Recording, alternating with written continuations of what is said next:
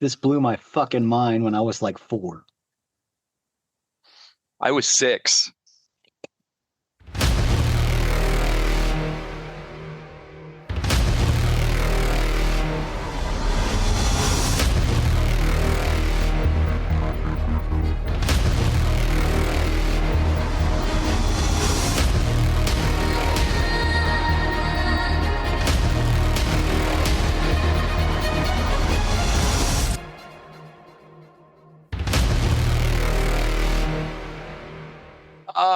Welcome to episode 254 of Nerdery Murdery.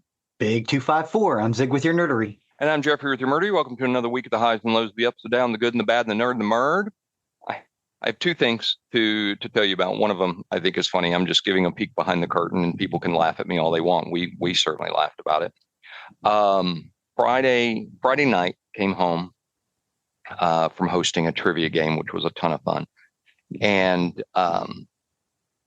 we have these 2 dog bed donuts for the Chihuahuas. They love to sleep in them. One of them has been moved under our spiral staircase off of our kitchen because Luna likes sleeping there. She, not at night, she wants to be in bed with us, but when we're gone, that's where she sleeps. And a little cave. It's a little cave for her, because Chihuahuas like to burrow. They like dark places. That's what Chihuahuas do. And Luna, our little white one. So Friday night, come home and she's asleep under there, and she's old. She's old. Because of that, she sleeps hardcore. I mean, Luna is now, she's 15 this year. Oh, wow.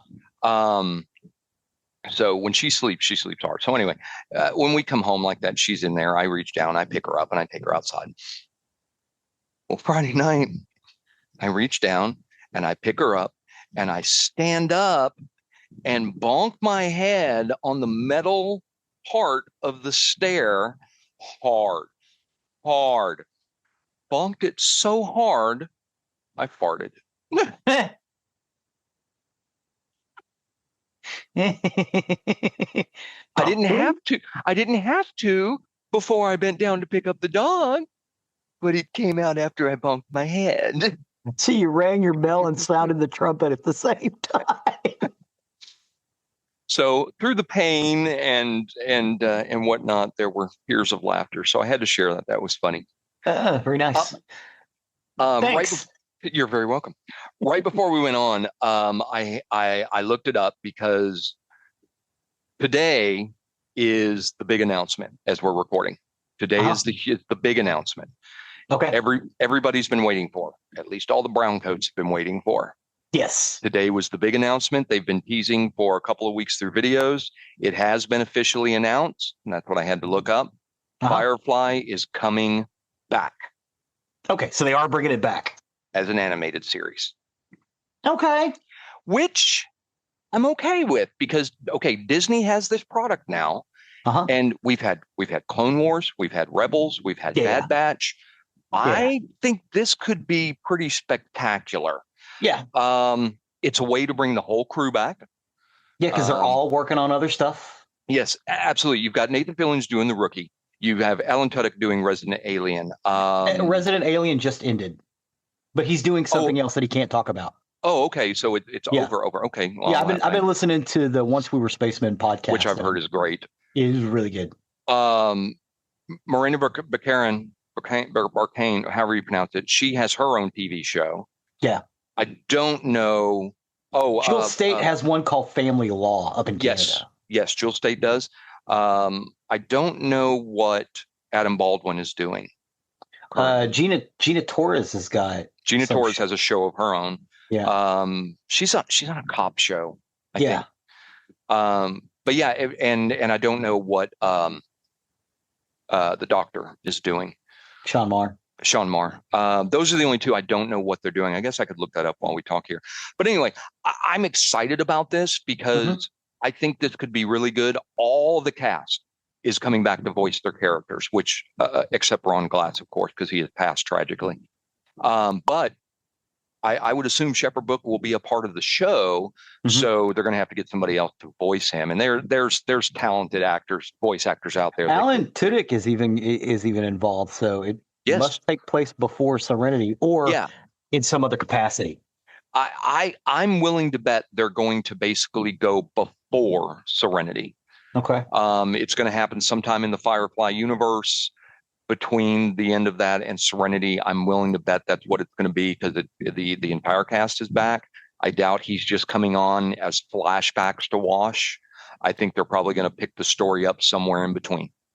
But I bet they could get Phil Lamar. He does a lot of animated stuff, and I think he could probably pull off a decent Ron Glass impersonation. Maybe. Because his voice is already really close. Maybe. But it's exciting. It's super exciting. When they'd been teasing it for weeks, and people were like, oh, it's going to be a con. Oh, it's going to be bobbleheads. Oh, it's going to be a podcast. And everybody has been very against that. They're like, don't get us all excited for a con. Don't get excited for bobbleheads or a podcast. Yeah. I personally, at first, I thought they're setting up an April Fool's joke. Yeah. Because we're before April Fools, those of you who are listening fresh, in the future. And I was against all of those. I'm like, man, I don't want any of that. Don't toy with my emotions. Quit toying with our emotions. We've been dying for this show to come back. All the Brown Coat fans, all the fans of Firefly and Serenity, we've been dying for this because this was a great show. The acting in it was phenomenal. The stories in it were phenomenal. So much about it was great. We've been dying for something, and I am not unhappy that Disney is doing an animated series for this. I am actually pretty stoked about this now. Yeah. Especially if they're going to do it like Rebels or something like that. Rebels was really good. Yeah. So anyway, so those of you who are in the future, you're already aware of this, but today for us, Firefly the animated series is on its way by Disney. Super excited. Super excited. All right, you got anything for us? You ready to step over to the nerdery side of the house? I'm kind of stoked about the nerdery side of the house. Go on with your bad self. Let's do it. Well, thank you, sir. I'm gonna start by using the podback machine. We're gonna go back to the summer of 1977. Mm-hmm. This movie opened in select theaters its first week, the 25th, 26th, and 27th. In my little area, the only place you could see it for the first week was in North Park in Dallas. They had two. It was a multiplex, and they were running on two different theaters, and the lines were around the block. The next week, they decided to expand the release, so they released it to other theaters in the area. One of the theaters was the Ridgely, and this would have been May 30th, I believe, is correct, when it finally got released. That's when I had to go look something up because I always thought it was the first day. It wasn't, because it actually wasn't here. I am not quite 4 years old. My old man and I used to go watch movies all the time. That was our thing. That's why I like to do it with my kids. He was like, let's go see this spaceship movie because you really like spaceships. Because I was, I think I popped out really enjoying science fiction, fantasy, stuff like that. Besides, he always loved to go to the movies because that was like, he was born in the Depression. That was how they escaped. So we go to the Ridgely. He puts me up on his shoulders because, again, I'm not quite 4. And we're just waiting in line. The line wraps around the building. Waiting in line. We finally get there. We get into the theater. And the Ridgely at this time was a single house. It wasn't a multiplex. Eventually, there was a balcony section. They walled that off and built 2 smaller theaters up there in the balcony. But back then, you had the lower floor, which had a whole bunch of seats in it, and then the balcony, which had a whole bunch of seats in it. Balcony was for smoking. The lower floor was for non-smoking. 1977, that's just how they roll. Mm-hmm. So they're having to point people into seats. Like, you couldn't just go pick your seat because it was sold out.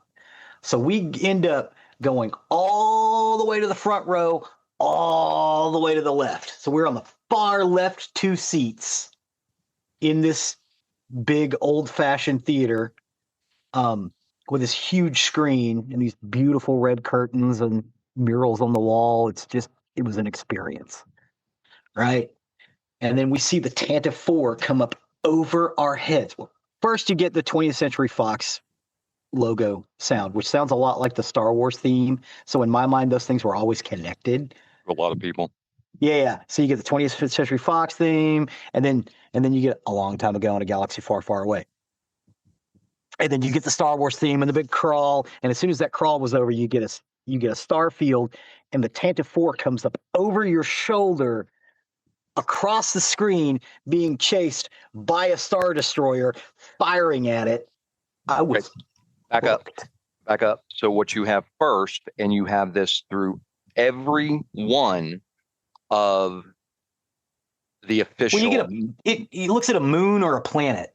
Well, of the official 9-movie set, this happens in every one, and which is so funny because Rogue One broke this, and a lot of people were kind of freaked out about it because Rogue One broke this, but people had to point out because it's not part of the original set.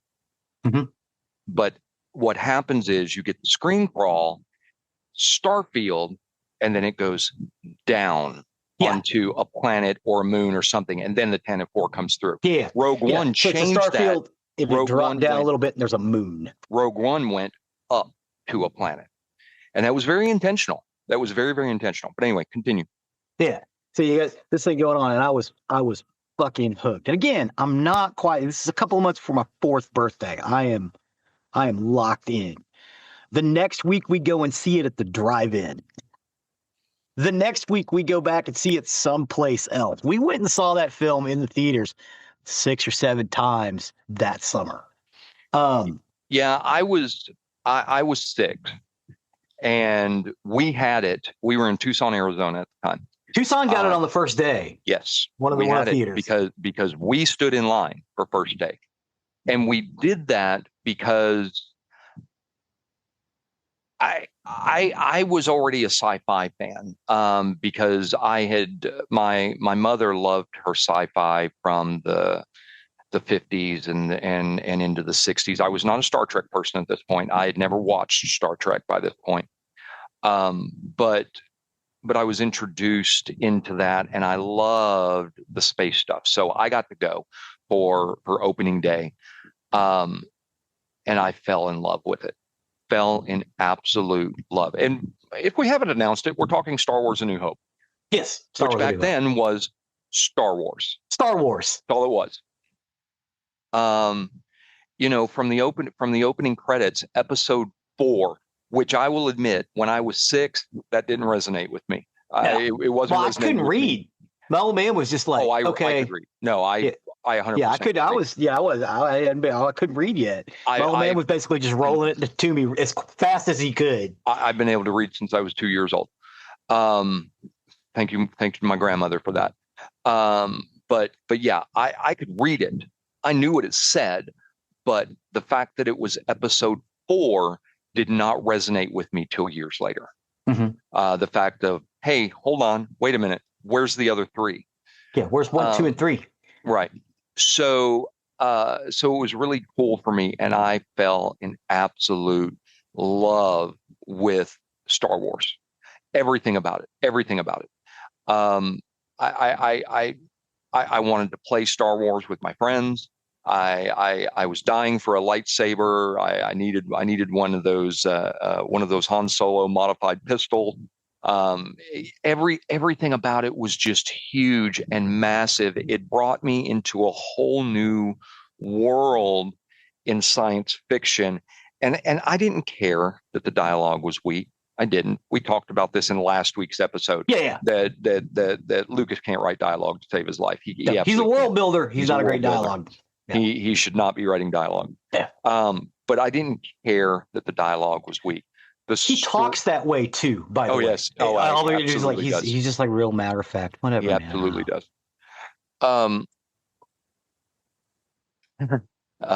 Mike Shanks on Two Geeks and Microphone mocks George Lucas all the time. It's called poetry. Is that what he says? I'm trying to remember what he said. I think that's what Mike says. It's called poetry or something like that. But anyway, It's a good impersonation, by the way. Thank you. I was in love with Star Wars, and Star Wars: A New Hope, as it's affectionately known now, opened the door, opened the floodgates for the next umpteen years of science fiction, because without Star Wars, it wouldn't have happened. Yeah. Star Trek would have stayed on TV, and they never would have made the motion picture. Yeah. Star Wars, because to frame it, and we've actually talked about this on the show before as well, George Lucas had a hard time selling this movie. Yeah. I've got that in some of my notes here. Well, yeah, he was going off his success with American Graffiti, and he tried. He wanted to do the space opera, and he tried, and he got turned down constantly. So, he ended up having to fund a lot of it himself, which in the end made him a insanely rich man. But a lot of it was because people in the industry thought sci-fi is dead. We don't have an audience for this anymore, at least not enough of an audience to carry a major motion picture.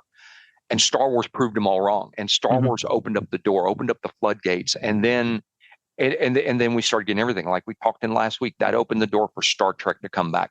That opened the door for Buck Rogers. That opened the door for Battlestar Galactica. That opened the door for an 80s full of sci-fi. Full. Star Wars. Like I said in the last episode, every week there was 2 to 3 different science fiction films, especially in the summers, on the screen. Not just released straight to video. They actually showed them in fucking theaters, and it was every week. I cannot stress this enough. Every week there would be 2 to 3 more science fiction films you had to go see. Absolutely. On top of the comedies and other stuff that was coming out. Absolutely. Yeah. And I didn't mean to ruin your notes, but no, you're good. Without Star Wars, there's a lot that probably would have changed for me. I mean, very seriously, I don't know.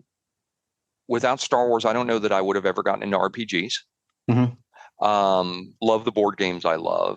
Prime Numbers, without a doubt, wouldn't be out, because I don't know that bellwether.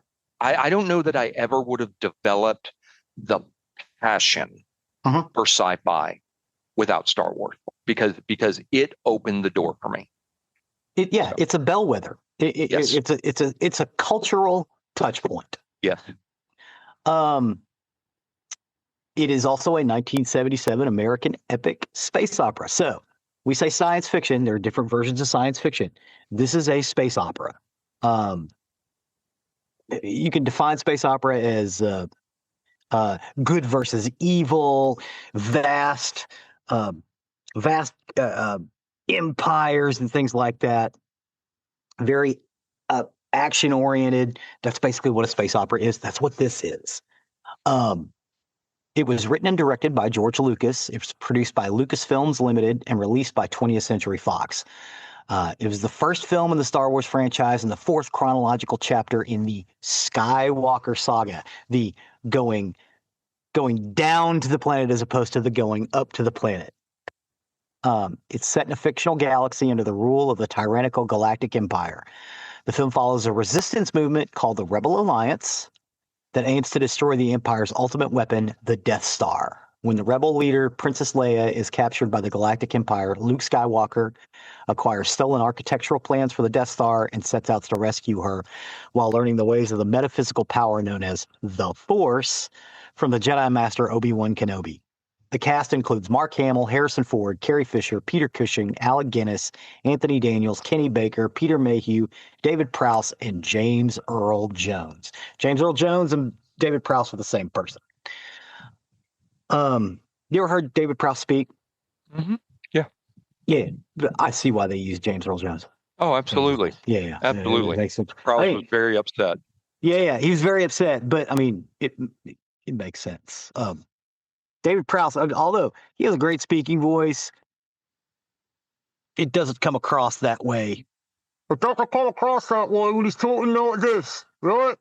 Because that's what it sounded like. If you've heard the recordings, that's what it sounded like, because they didn't put a mic in there because they knew they were going to use his voice. But they didn't tell him that. That was wrong. Lucas had the idea for a science fiction film in the vein of Flash Gordon around the time he completed his first film, THX 1138. And he began working on a treatment after the release of American Graffiti, which he released in 1973. THX 1138 was released in 1971. After numerous rewrites, principal photography began in March of 1976 in locations including Tunisia and L Street Studios in Hertfordshire, England. Lucas formed the visual effects company Industrial Light and Magic to help create the film's visual effects. Star Wars suffered production difficulties. The cast and crew believed the film would be a failure, and it went $3 million over budget due to the delays. Few were confident in the film's box office prospects. It was released to a small number of theaters, 36, because I just went and looked it up. It was released a few days later to a total of 43. So they released it, as I said, they released it at 36 theaters. Jeffries was one of them in Pahonix. Tucson.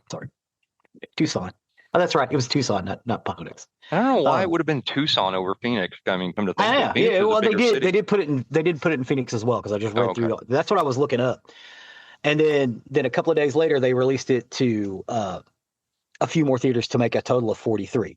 The next week, it went to 300 theaters, and by August, it was in 1,000. Yeah, that's a testament to how big this was. That's a testament to how much Lucas was right. Yeah. Well, honestly, Lucas was like, yeah, it'll do all right, but it'll do all right in the first 2 weeks, and it'll go away. Well, yes, but I'm talking about. And they called him up and went, it's been 3 weeks, and we're having to open more theaters. He's like, let's give it a couple more weeks. So even he was hedging his bets. I'm talking about the fact that he was right, that it was at least going to be a moneymaker, that it would not be a box office flop, and that he had something with this movie. Yeah, he was the only one that really thought this is gonna hit kids. This is gonna hit older people who remember the adventure movies. It's going to hit all of them in that wheelhouse, because he studied this. That's basically what he was doing, was writing. He was writing an adventure film for people to enjoy. Mm-hmm. So it was released in 36 theaters the first day. By that weekend, they cranked it up to 43 theaters and got it out. And it also opened to critical acclaim, with particular praise for its special effects. It grossed $410 million worldwide during its initial run. $410 million in 1977 money. I'm not sure what that is today. Surpassed. Let's say this about that. You say you're surpassed, and I'll get there. Yeah, it surpassed Jaws and became the highest-grossing film until the release of E.T. the Extraterrestrial in 1982. Subsequent releases have brought its total gross to $775 million. When adjusted for inflation, Star Wars is the second highest-grossing film in North America, behind Gone with the Wind, and the fourth highest-grossing film of all time. It received 6 Academy Awards, 2 BAFTA Awards, and 13 Saturn Awards. Back up. Gone with the Wind is number 1 in ticket sale, not money. Yeah. Ticket sale. Yeah, because the tickets were only like a nickel. Yeah. Among others. The reason it got BAFTA Awards is because it was also filmed in England in L Street Studios. The film has been reissued many times with Lucas support, including a 1981 reissue giving the film the subtitle Episode 4 A New Hope, and the 1997 special edition. The reissues have contained many changes, including new scenes, visual effects, and dialogues. Often regarded as one of the greatest and most influential films of all time, Star Wars quickly became a worldwide pop culture phenomenon, launching an industry of tie-in products including novels, comics, video games, amusement park attractions, and merchandise such as toys, games, and clothing. It became one of the first 25 films selected by the United States Library of Congress for preservation in the National Film Registry in 1989. Its soundtrack was added to the U.S. National Records Registry, as well as The Empire Strikes Back and Return of the Jedi. The original Star Wars trilogy, a prequel trilogy, and a sequel trilogy have since been released in addition to 2 standalone films and various television series. Now, having said all of that, because I wanted to get all those facts and figures out, George Lucas George Lucas in the late 1960s is a gearhead. He didn't do really great in school. All he really wanted to do was get out and race his little car, which was a little mini that he had souped up to do racing out in Marin County. That was the big thing. Those kids would go around, they'd cruise up and down the street. They would find somebody to go race. They would go out to these old dirt roads and race around. George Lucas wrecked his little car and nearly killed himself. This is right as he was graduating high school, or right after he graduated high school, right? So he's not a great student, but he's basically in a neck brace for the better part of a year, right? Because again, when I say it was a little mini, like a little Mini Cooper. I'm not sure if that wasn't the make, it was something else, but it was a little European mini car that he put like a big ass American engine in, and he totaled it. Right. So he's, bedridden for 6 to 8 weeks, and he was, in braces and on crutches and stuff for like 6 months because he really fucked himself up. He nearly died. Right. So he can't go out and race because his car's broken and he's kind of jacked up. So he starts to read, and then he gets interested in films because he can go to the movies. He gets himself into film school, which is where he meets a guy who's a year or two ahead of him, Francis Ford Coppola. Francis Ford Coppola takes George under his wing and teaches him everything about the technical aspects of filmmaking, because that's where George Lucas's love really runs to. It's not the artistic endeavor, it's the technical aspects of how you make a film, how you do color timing, and how you do exposures to light and what different light does to different films, right? He's really gone off the deep end. And then because they're in a film school and they have access to vaults, because VHS wasn't a thing yet, but they could go into the little vault and pick up these reelers and watch them. So he falls in love with Akira Kurosawa, who is a Japanese filmmaker. He starts reading a bunch. He reads was it Joseph Conrad? He was this guy who talked about how stories are all the same everywhere, and he starts incorporating that into his life. He starts getting an idea for a science fiction piece after seeing Logan's Run and going, that's an interesting idea, but what if we did it this way and did it like this? And he makes this THX 1138, which becomes his student film, which got him an A, by the way. And then he goes to work for Francis Ford Coppola as a assistant director and a lighting tech and everything else. One of the things that he's discovered, they've got these little lights they're long, slender lights, right? And they've got a little gripper end on the end that you clamp them down with. So they put these lights up over you. It's basically a long light tube with a little handle on the end of it. Right? You see what I'm talking about? These lights they don't use them anymore, but at the time they were in common use. And he's looking at this thing. He's like, man, that would make a cool ass weapon if you could figure out how to turn that light into like a laser. He's filing all of this shit into his brain as he's working for Francis Ford Coppola.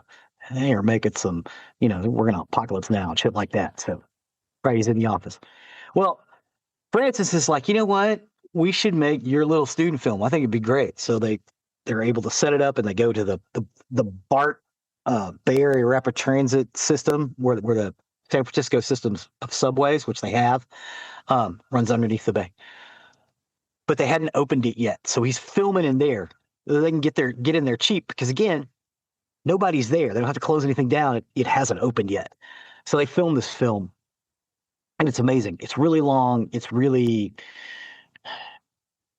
I don't want to say dark, but it's very sterile, this film. I love it. I think it's great, but it's like 3 hours long. It's amazing, but it is very science fiction-y. So that was the thing. Science fiction follows, back in the day, science fiction films was one of two things. It was either this very high concept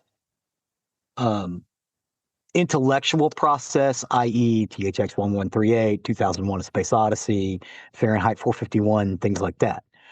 Or it was Flash Gordon and Buck Rogers, right? Right. So when he's making THX 1138, this is where he first gets the idea. He's like, we could kind of bridge these two things. We could get some of that intellectualism and put it into one of these amazing, swashbuckling films, these adventure films. And also thinking about psychology and, how all men are basically fighting their fathers. This is pop psychology of the 1960s. It's kind of been debunked in the preceding 60 years, but this was what was going on back then. Anyway, he throws all of these things into the idea. They released THX 1138, and it bombs. It almost closes American Zoetrope film production company, which is Francis Ford Coppola's film production. He's able to pull it out because he's been working on Apocalypse Now for God knows how long. He finally gets that film released. And plus The Godfather, so he kind of pulls it back out. But make no mistake, THX 1138 nearly closed the doors on that studio. So George decides to make a film about his earlier youth driving around in cars in the late 50s, early 60s and doing races and stuff. He makes American Graffiti.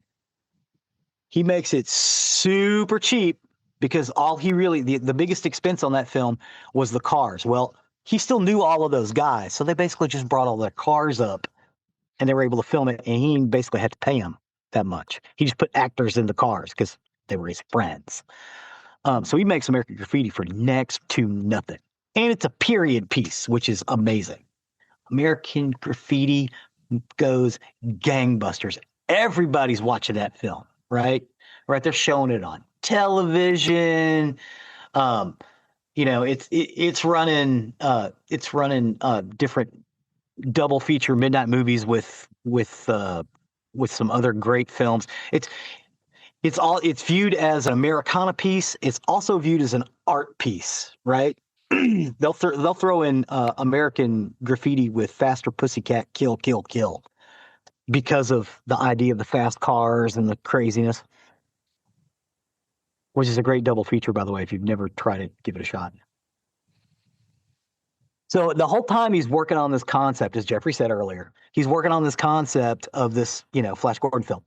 He wants to actually do Flash Gordon, but he finds out that someone has the rights to it. So he does his own thing because he's already kind of going in that direction anyway.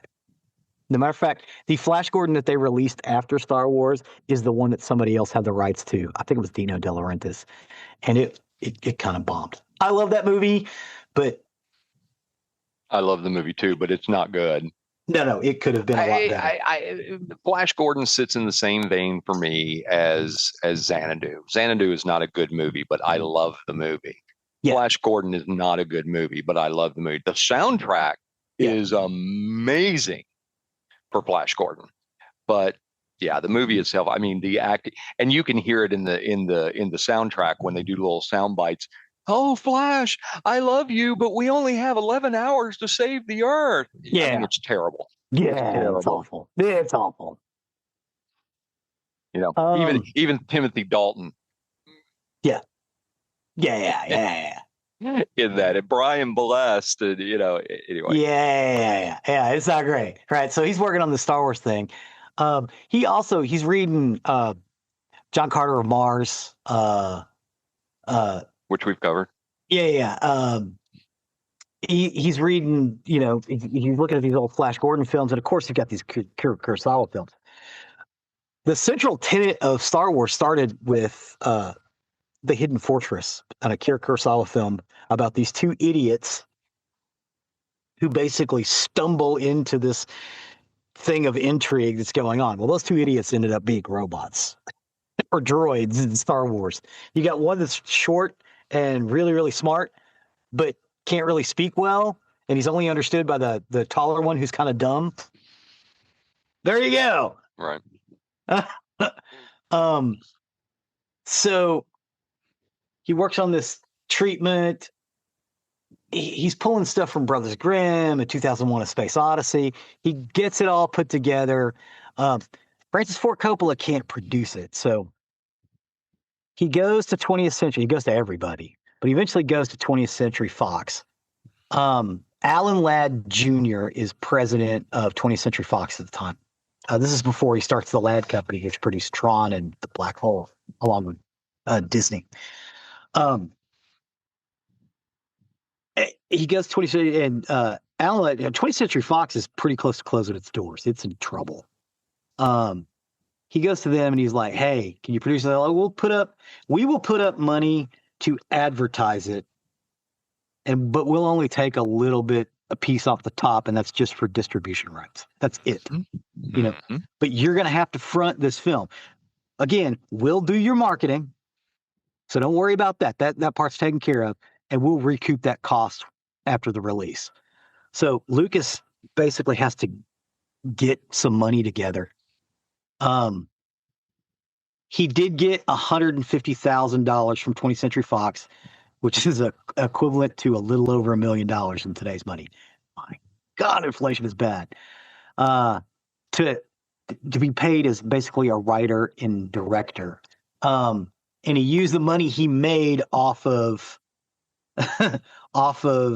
American Graffiti to basically make the film. So he'd been working on this thing for years, and he's still refining the script up to the point they start shooting, because a lot of the sides they gave the actors when they were casting, Joseph Campbell, that was the other guy I couldn't think of. Up until they actually started shooting, he was still writing this. There were actually scenes that never made it to the film. Like Luke spends way more time on Tatooine with his friends running in and out. You can see those. There's a whole scene with Luke and his friends talking. Yeah. That never made it to the final cut. Yeah, they never made it. He cut them out because he's like, this kind of drags the picture, so we'll cut this out. This kind of drags the picture, we're going to cut this out. Trimmed out all the fat, so this thing, you've got that, as we described, that those two spaceships that go over your shoulder, and that movie doesn't fucking slow down until the end. Right? You got the droids, they land on the planet, they're walking around in the desert, it pans over, there's some other shit going on, just on fire the whole time. Well, and realize too, those of you who are regular listeners to the show, the last Star Wars episode we did was Rogue One. Actually, as we're recording, it just came out today.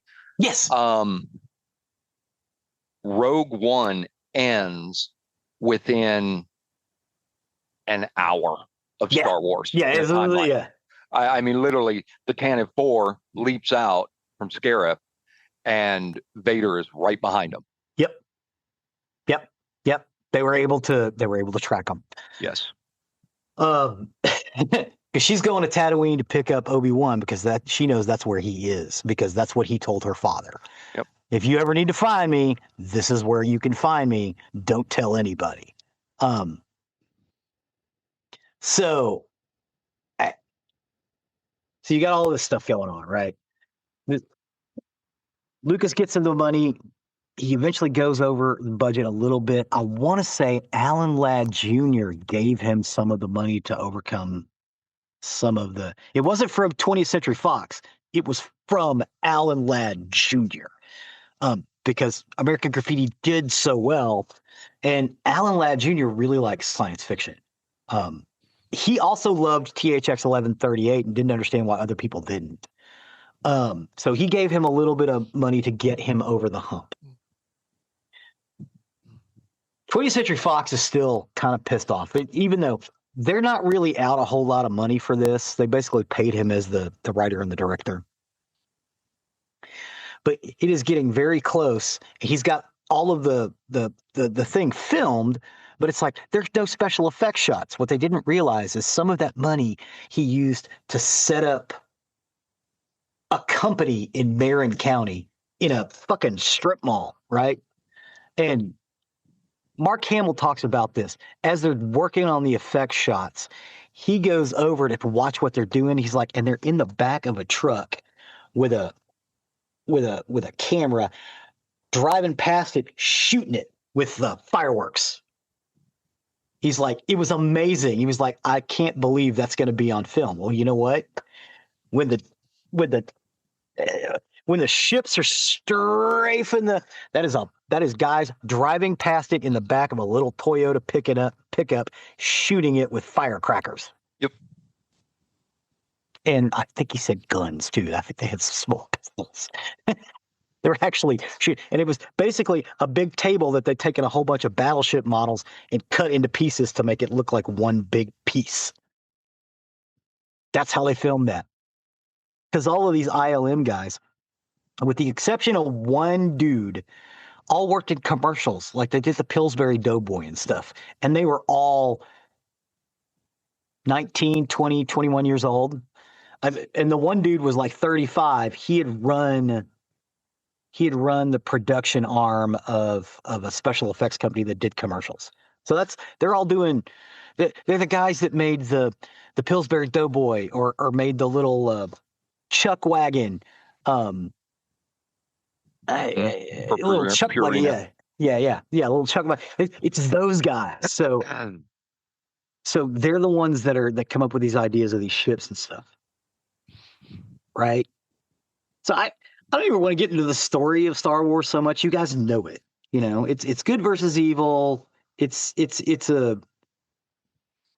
the fact that this film got made at all and got to the screen is amazing. Well, let's talk about that for a minute. So, because you've mentioned 20th Century Fox.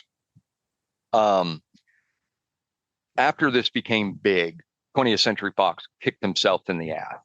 Yeah. Because George Lucas got the big piece of the pie. Yes, he did. Because he had to fund it. And so that money, all these people he borrowed money from got paid back in spades. Yeah. Oh, yeah. Alan Ladd, and even though they didn't get a big portion of it, they still got the distribution rights and stuff. Yes. It brought 20th Century Fox back from bankruptcy. Yeah, it absolutely did. And over the years, George Lucas made so much money off Star Wars because ILM, Industrial Light and Magic, became that little strip mall company became Industrial Light and Magic, which is now on Skywalker Ranch. Fucking ranch. Industrial Light and Magic is huge. You see a big special effects movie, you've got a better than 80% chance that ILM had a piece of it. Yep. Especially in the 1980s. Yeah, it's huge.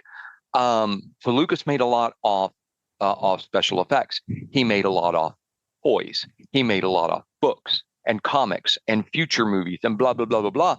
And then he turned around and made $4 billion from Disney. Yep. When Disney bought the rights to it all, and because basically he was done, he wasn't going to do anymore. And Disney he got a lot of shit for the prequels. Yes. And he was like, I'm tired of it. I want to go make little movies. Yeah, I'm tired. I want to make little movies. And now we've got this big studio, Disney, that wants to buy it because they want to start making their own content. And so he did it. He did it with the $4 billion. Understand, he still has a piece of creative right. Yeah, he does. It's not like it used to. He doesn't have the massive creative rights like he used to. Kathleen Kennedy has had that for a while. Yeah. Well, she has stepped down. Now you've got Dave Filoni that has the big creative right. But Lucas still has a piece in there. But anyway, Lucas turned from basically having to go hand to mouth, begging people for some money to release this little vision of his to a multi-billionaire. Multi-billionaire, because this was huge. This movie was nominated for an Oscar in 1978, which was considered the 77 Oscar year. Yeah. And it lost. Yes. It lost to a stupid fucking movie called Annie Hall. I don't like Woody Allen movies. Yeah, I can't stand them. But it lost to Annie Hall, which I think is tragic. It did, however, win more Oscar awards than any other film that year. Mm-hmm. That's how big Star Wars was. It was big with the critics. It was big with the public. It continues to win every time they release one. It continues to win at least one technical award. Yeah. Every time it's up. Usually sound or music or special effects. Yeah. Because technically it was ahead of its time. Yes, 100%. Everybody spent the rest of the late 70s and early 80s catching up to this shit. Yeah. Yeah. But Star Wars, Star Wars is a movie. It's about a hero who becomes big. Yeah. You know, he the big hero. He gets to go rescue the princess and go on to be a freedom fighter and go on to join the rebellion. Yeah, and then, there you go. It's in a nutshell. Yeah. And he's bringing these two idiots who were just kind of stumbled into this along for the ride. Yeah. But Star Wars, as I said at the opening of the show, Star Wars opened the floodgates and kicked off everything that you now know as post-1977 science fiction. Kicked off everything because it proved science fiction was not dead and there was an audience for it as long as you framed it right. And that's what Star Wars did. Star Wars framed it for your hardcore sci-fi people, your kids, your adults. There wasn't anybody who could watch it and just go, this movie sucks. Yeah, my old man was like, God, when the thing came up over his head, he was like, God damn. Most people were. And I was like, it's good, right? We talked about this way back in the first year of our show, that it's fascinating to me because I was immediately a Star Wars fan. I was immediately a Star Wars junkie. Let's put a perfect frame around it. Immediately a Star Wars junkie. And I had no idea that all these people I went to school with were Star Wars fans until years later. But they were. And you know, we said it on this show. Where the fuck were all you people in high school when I was just Star Wars everything? Yeah. Because, well, that's the whole thing. I was a nerd. They weren't, and so they weren't going to admit it. We had gone past that point where nerdy things were no longer cool and people couldn't talk about them. Whereas just a few years prior, it's fine. Yeah. So Star Wars opened this door for all of that. A little interesting information. So the original January 1973 screenplay. He had expanded the original treatment to a full 132 pages, rough draft, which included elements such as the Sith, the Death Star, and a general named Anakin Starkiller. He then changed Starkiller to an adolescent boy and shifted the general, who came from a family of dwarves, into a supporting role. Lucas envisioned the Corellian smuggler, Han Solo, as a large, green-skinned monster with gills. He based Chewbacca on his Alaskan Malamute dog named Indiana. She would sit in the passenger seat of his car while he was driving, and he referred to her as his co-pilot. The dog's name would later be given to the character Indiana Jones. Sorry, I just thought that had to be thrown in there. No, absolutely. And those of us who have been big Star Wars fans for years, we know that we always wanted some of the original treatment because there's some of the lore from that treatment that we think deserves to be in Star Wars today. Starkiller came about in The Force Unleashed 1 and 2. That was the main character in those two video games. But yeah, we got things changed because Luke wasn't a general when we came into the movies, and he was a farm boy. He was a farm boy. Things changed, but this movie is not only great in what it did for science fiction. This is a movie that stands the test of time. It is culturally relevant. Yes, you're not going to watch Star Wars and think, that was great for a 70s movie, but now, no, it's not. That's why Disney bought it. Yeah. That's why Disney wanted the rights. It's still good to this day. I've said it on this show before. I keep saying I've said it on this show before many times today. the original Star Wars trilogy, Star Wars: A New Hope, Empire Strikes Back, and Return of the Jedi, that is a staple in my house for Christmas. We get up, we open presents. As Chelsea's starting breakfast, we turn Star Wars on, and that stays on our TV all day long. We watch, all three of those. My daughter comes home for Christmas. She knows we're going to watch Star Wars. That's just been a thing for us because that's our Christmas movie. Even though it's not a Christmas movie, there's not even a conversation that that's a Christmas movie. But I mean, there could be. It's a Christmas movie in your house. It is in our house, but it's not like Die Hard that is a Christmas movie because it's a Christmas movie. Star Wars is nothing about Christmas. It's just a Christmas movie for us. Well, anyway, you could put on the Star Wars holiday special. I could. But Star Wars was an important piece of movie lore. It was an important piece of movie history because of what it did to the movie industry, what it did for special effects, what it did for sound, what it did for music. I mean, John Williams' music for Star Wars is iconic. Well, there was a small audio recording company that they that George Lucas employed to help him with some of the sound for the movie. That was Dolby Laboratories. They are not small anymore because of this film. No, you have PHX Dolby because of this. That's where that name came from. And, now you got Dolby Atmos and all that kind of stuff. But that's all sound technology that came from ILM. It's all sound technology that came from there. They pioneered it. And it's just grown, and Industrial Light and Magic is just as relevant today as it was way back then. And actually even more so because so many movies use it. But Star Wars is a very important piece of film history in so many different ways, and not just for sci-fi. It wasn't my first dip into science fiction, but it was definitely the one that made me a science fiction addict. That's fair. Yeah. Put it that way. I did have it in my notes. I just had to look for it. The money that Ladd released to him that was out of his pocket was $50,000. Yeah, which is the equivalent to $260,000 in today's money.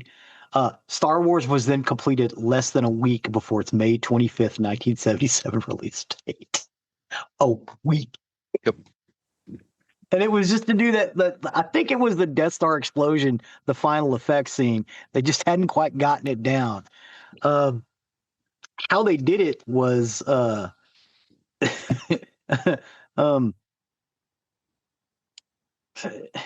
they basically blew it up, and as they blew it up, they chucked a bucket from off camera. They chucked a bucket of I think it was sand and glitter, so it would pick up the light because it was a black screen. They basically actually blew it up with fireworks. I think there's a model they spent weeks on, and then chucked that and they had to do it. They had to get it in one take, and what they did was they just kind of they got the explosion and the stuff coming towards it. They just reversed it, and that's how it exploded. And then they made a ring in the special editions. It's like, well, it expands out from a ring. I kind of like the original, yeah. Yeah, because it's a really brilliant idea, but it took them forever to settle upon it. And they just, those guys were all problem solvers. The ILM guys. And I mean, think about that scene, cinematography wise, special effects wise, and sound wise. At that time, you have the Millennium Falcon, the 2 X-wings and a Y-wing, if I recall correctly. Is it 2 X-wings and a Y-wing, or is it just the Millennium Falcon and Wedge and Luke? Am I forgetting? I think it's Wedge. No, there was a Y-wing. I thought there was a Y-wing that survived. But anyway, you've got those ships coming right at the screen as the Death Star explodes. And so you have the sound of the ships coming at you, because especially in today's technology with today's sound, if you have like a Bose or a Sonos or anything like that, that sound is going to project at you, and then the explosion overtakes it, and then you get the music that comes up behind it, and it's beautiful. It's beautiful the way it's shot, the sound, the effects, the music, every piece of that. I could nerd out about Star Wars forever.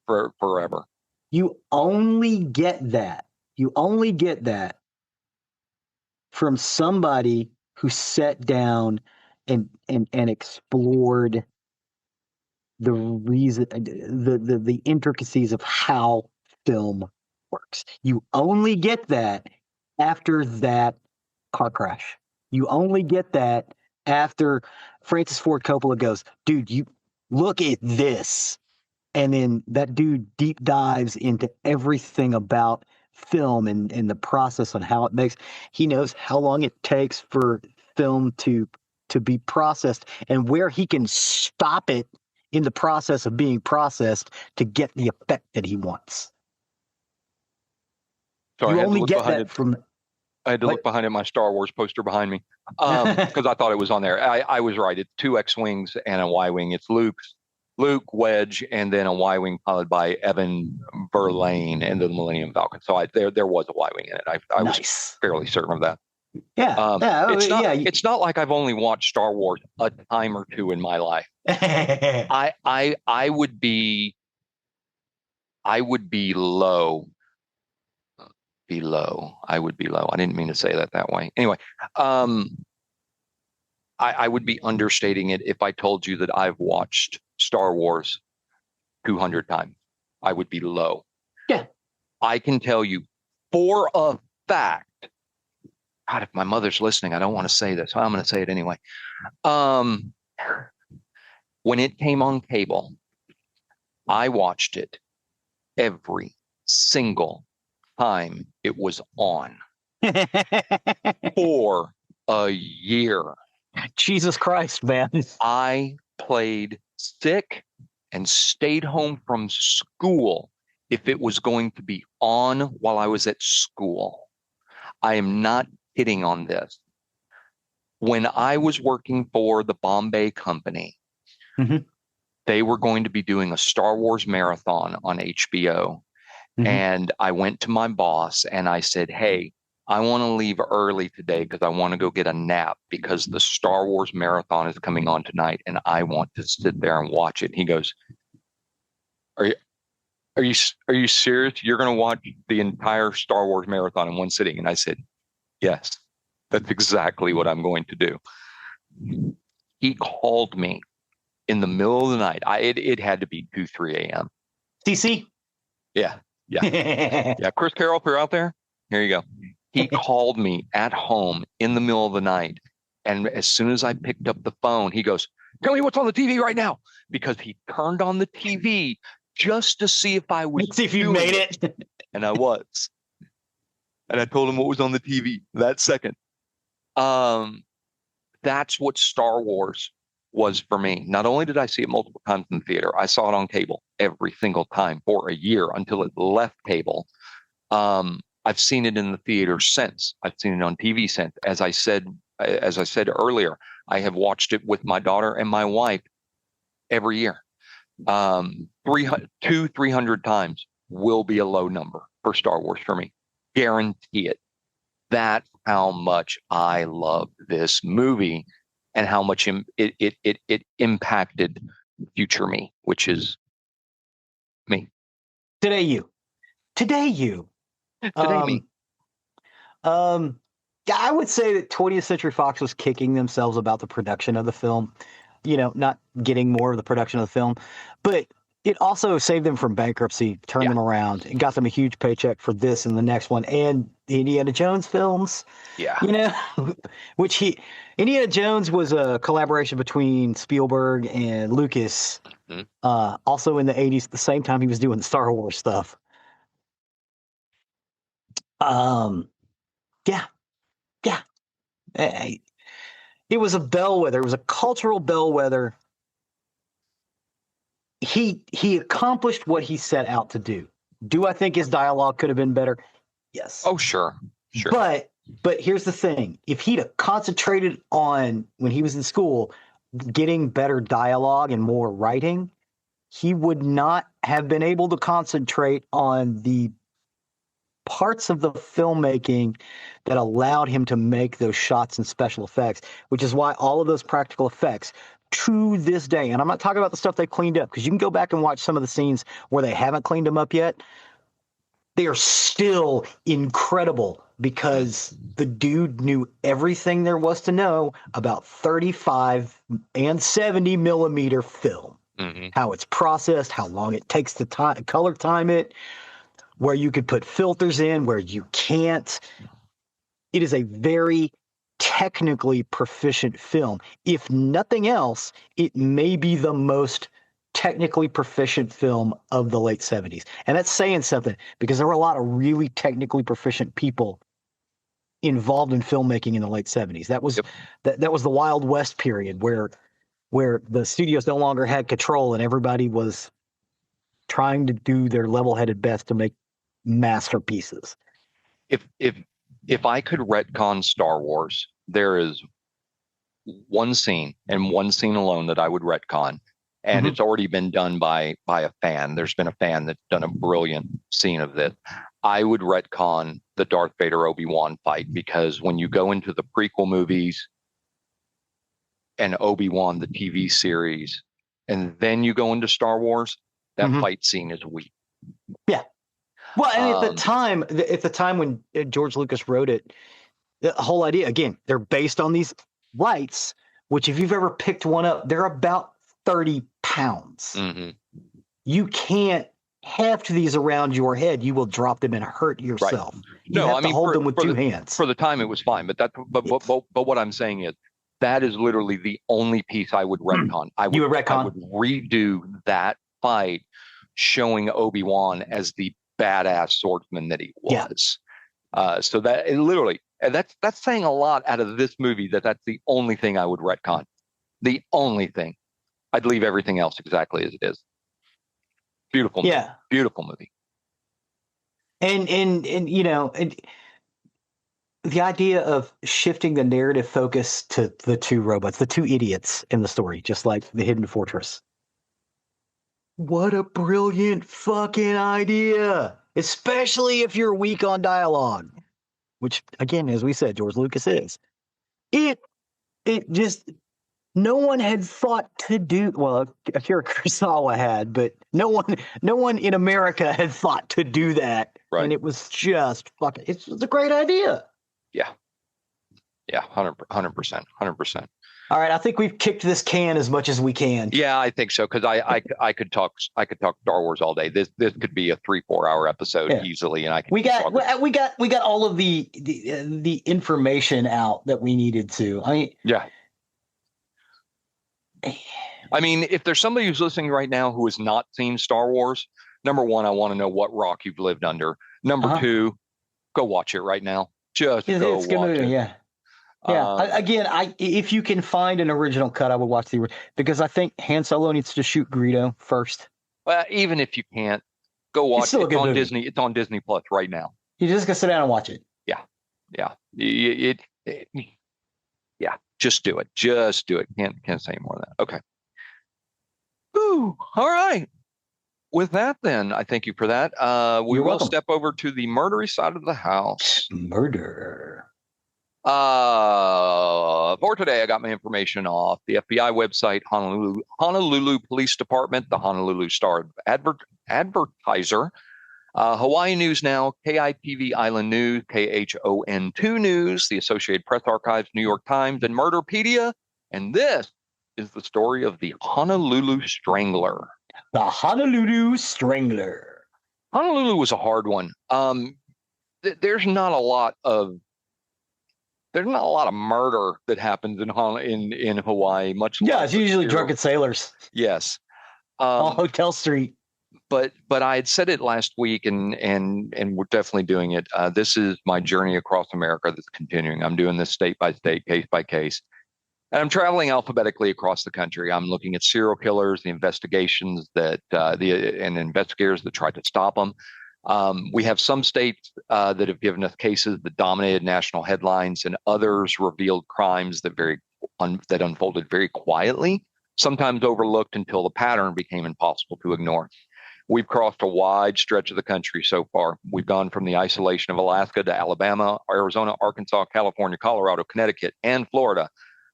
Each stop along, and by the way, I did not miss Delaware in there. We didn't cover Delaware because I did it in episode 101. There you go. 101, Delaware.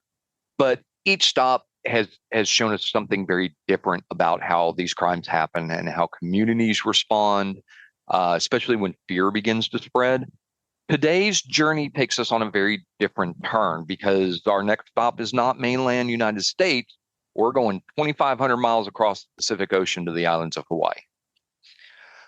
Most people, when they picture Hawaii, they think about beaches and tourism and paradise. But in the mid-1980s, Honolulu experienced something that really kind of shattered that image.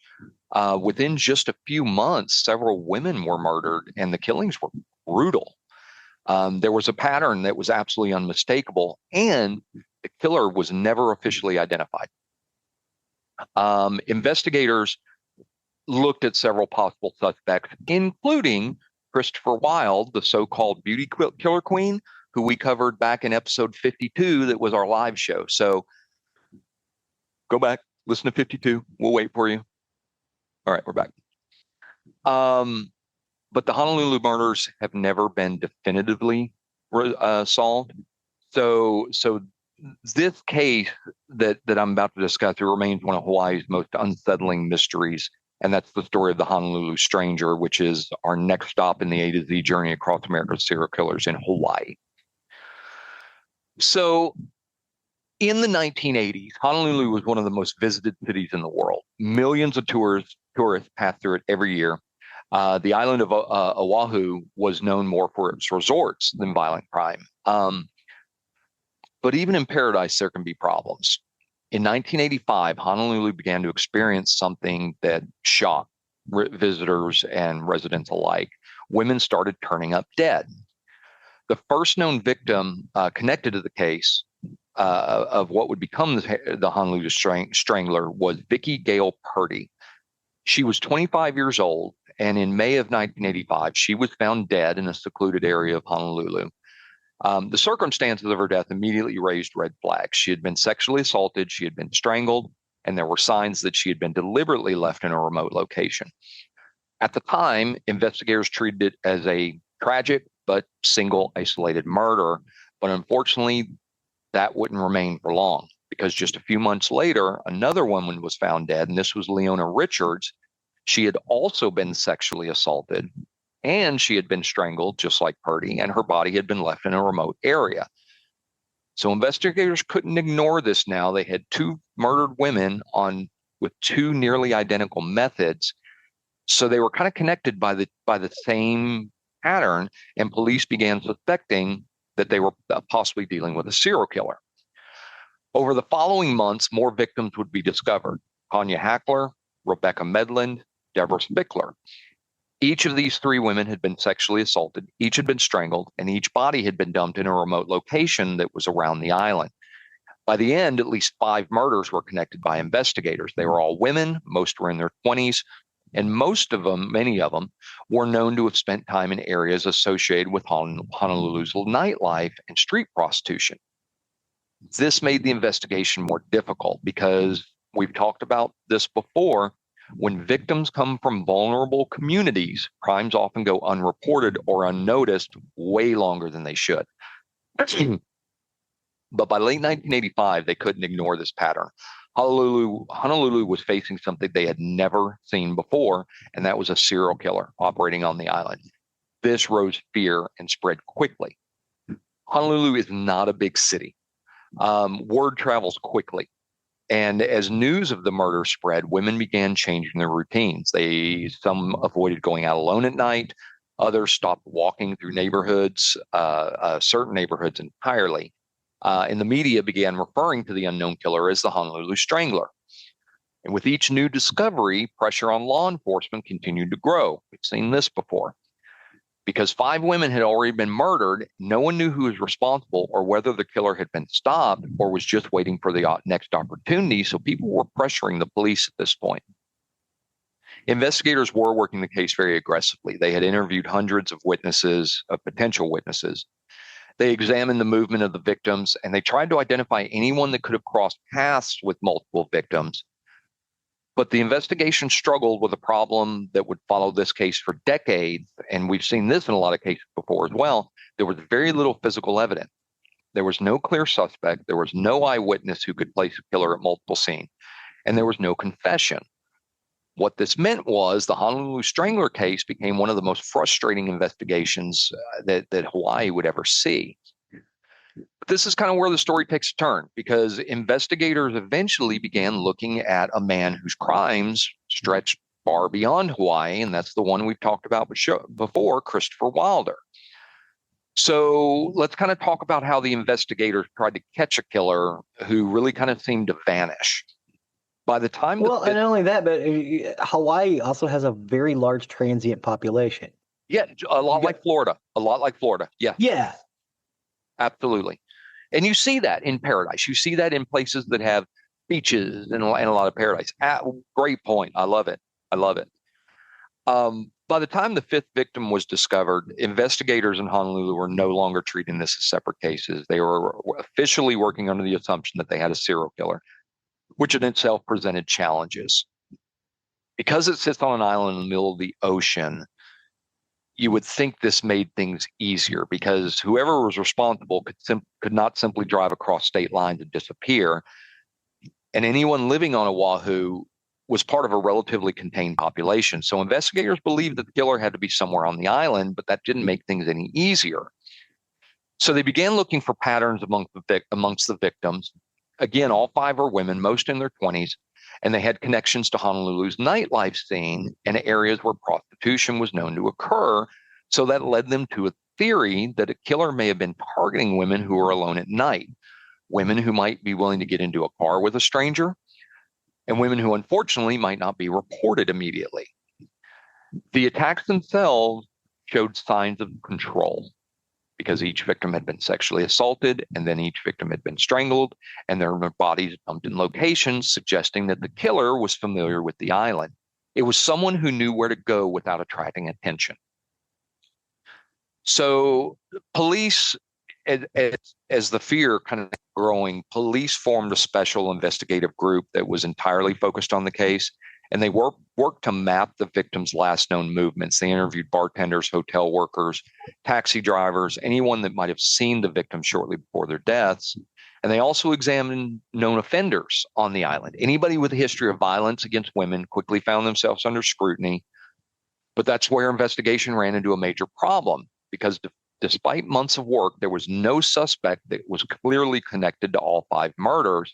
And without physical evidence to tie somebody to the crime, the case kind of began to stall.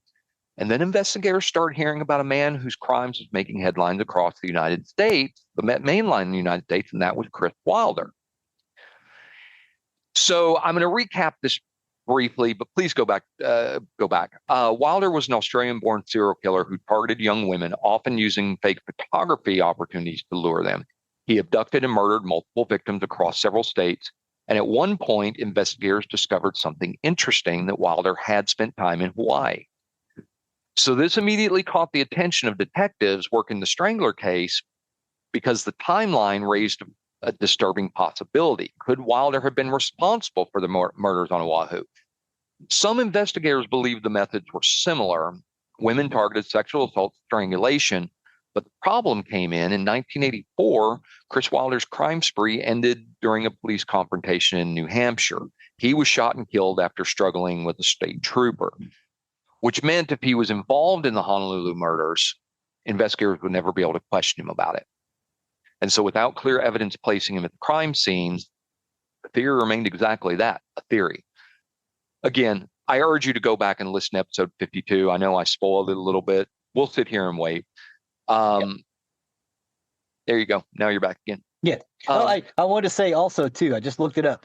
Oahu is only 44 miles by 30 miles. Yeah, it's not 44 big. long, 30 miles wide. Yeah, it's not big at all. No, it's not a big place. And, Honolulu is there. And yeah.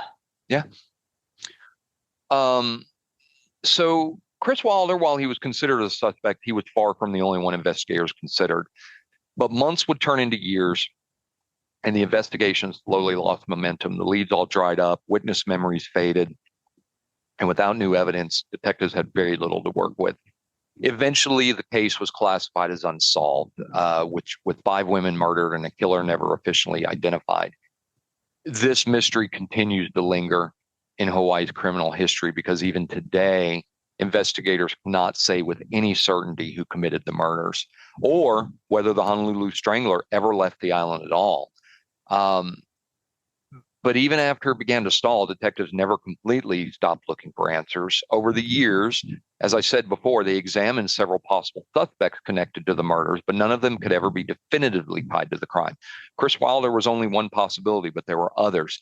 Some suspects were local men who had history with violence against women. Others were individuals who had crossed paths with one or more of the victims. And in some cases, investigators explored the possibility the killer might have been someone who worked in a job that allowed them to move around the island easily, like taxi drivers, delivery drivers, hotel workers, anybody who could blend into Honolulu's nightlife and interact with women without immediately raising attention.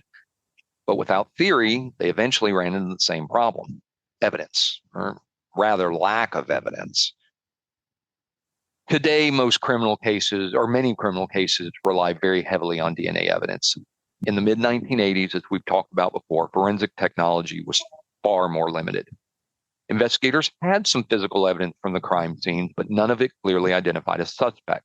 Without the DNA databases that exist today, they didn't have any way to connect that to a specific person, which means this became a cold case, not because detectives stopped caring, but because there was no information to move the investigation forward. Over time, the murders faded from the headlines. Honolulu has returned to its reputation as a place of tourism and beauty, and visitors continue to arrive from around the world, making it a transient place, just like Zig said. The beaches are full, the resorts are busy, but the families that were left behind, this story has never ended. They still all had family members that were murdered and a person that was never identified. And that kind of uncertainty goes forever. Cold cases sometimes get reopened when there's new forensic technology. DNA testing has solved crimes that once seemed impossible to crack. In theory, the Honolulu Stranger case could still benefit from those advancements if usable evidence still exists. I said last week, DNA evidence does degrade over time. If it can be tested using modern techniques and if investigators can compare it against newer databases, because again, the DNA has to be on file somewhere in order to find it. Yeah. If they don't have it on file, you can't compare it to somebody else. No. I was just looking up too. It looks like Honolulu takes up like a quarter of the island. So you're not talking, if you're even searching outside the city, you're not talking about that much space. No.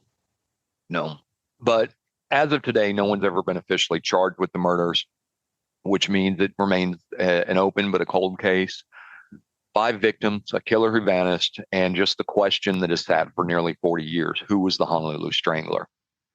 A very unsettling mystery in Hawaii's history for sure, because between 1985 and 1986, which is all it took, that one span, 5 women were murdered on the island of Oahu. Mm-hmm. Investigators worked this for years, but despite all the effort, just nothing came of it. Nobody was able to be conclusively tied, which is why the mystery remains behind. Some people believe the killer probably left the island. Others believe the person responsible may have just lived quietly on Honolulu for years without being identified. Maybe because the press got such a small island, they strangely figure out how to stop. I mean, a serial killer, typically, they don't know how to stop, but yeah. With every past year, honestly, the chances of solving this case become a little more difficult. Potential witnesses' memories fade. die off, evidence disappears, witnesses move. But for the families, it never goes away. And the person responsible has never been brought to justice, so they've never received closure. Absolutely never received closure, which is very hard on the families, as you can probably imagine. But that whole case is what brought us to Hawaii, and that's going to close our stop in Hawaii in the case of the Honolulu Strangler. Unsolved series of murders in a place most people think of paradise. Our A to Z journey across America's serial killers will continue. Next time, we're going to head back to the mainland, and our next stop will be Idaho. Idaho. And that's the story of the Honolulu Strangler. Well, thank you, sir. It's an interesting one. I had not heard of the Honolulu Strangler before, and that's probably because this case has really faded. I don't think anybody's talking about it anymore. So I like that I was able to bring it out there, because we talk about on the show, if you see something, say something. If you know something about this, you've heard something about this, you know some information that could help close this case, please do. Maybe it was Chris Wilder. Who knows? I think there's a good chance, maybe. Yeah. But who knows? Anyway, that's my story for this week. Well, thank you, sir. And that will take us to the end of another recording week. As always, you can find more information about us on nerderymurdery.com. Find everything about us. You'll find links to my book, to our albums. You'll find, and we'll have Zig's up there as soon as he's ready to publish. I'll put a coming soon up there when he's ready, but you can also find the link to our YouTube page, which Zig so often updates. Yeah, definitely check this one out. You'll get the screen crawl and some of the opening sequences. They're just amazing. Especially the 10 of 4 coming over your shoulder, your right shoulder. I probably need to add a link in there to our Facebook page as well, because every single day Zig has a new video that comes out. It's a compilation of something, put some music on it. Every day I try to put a post out there, some behind the scenes, some polls, some kind of stuff out there. If you're not on our Facebook page, please do consider getting on there. We put a lot of fun stuff on there, and you can interact with us very easily on there. We're both on Facebook often enough. You can interact with us fairly easily if you want to talk to us. So,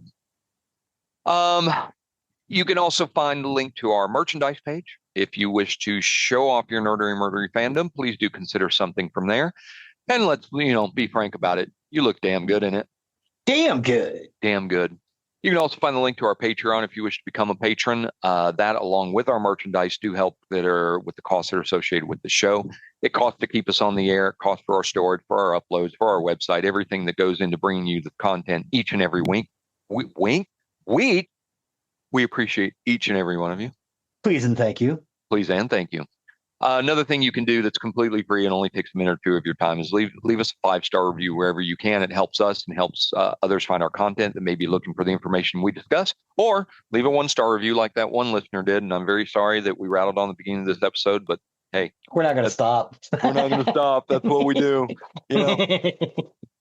We made this podcast honestly so that we could sit with each other, as we record every 2 weeks, so we could sit with each other every 2 weeks and literally just bullshit to each other like we have for 30 years. Yeah. The only difference now is we have notes. Yes, we have notes, but we even derail ourselves from those notes. Oh yeah. I'll get a whole bunch of notes and I'm just jumping. I'm like, oh, you know what? Let me mention this. Okay, we're good. So again, I appreciate the listener that gave a 1-star review if you're still listening, but I'm sorry to tell you, this is not going to change. This is who we are. This is who we are. Yeah. But we appreciate you. We would love to get a 5-star review, but it is what it is. That's true. Last but certainly not least, as we close out every show, hopefully, certainly at some point he's listened to it, but we'll say right now, Chuck, you can go to sleep now. Good night, Chuck. Good night, Chuck. With that, I have been Zig with your Nerdery. And I'm Jeffrey with your Murdery. Cue the music.